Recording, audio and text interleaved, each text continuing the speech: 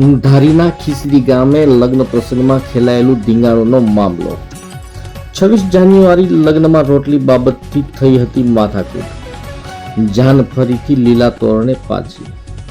ખીસરી અને દેવભૂમિ દેવળિયાના સરપંચની મધ્યસ્થી વડે આજે લગ્ન યોજાયા। ખીસરી સરપંચ જયસુખભાઈ અને દેવભૂમિ દેવળિયાના સરપંચ નાથાલાલ સુખડિયાએ સુખરૂપ કરાવ્યા લગ્ન। રંગે ચંગે લગ્ન પ્રસંગ પતાવીને જાન વળાવી।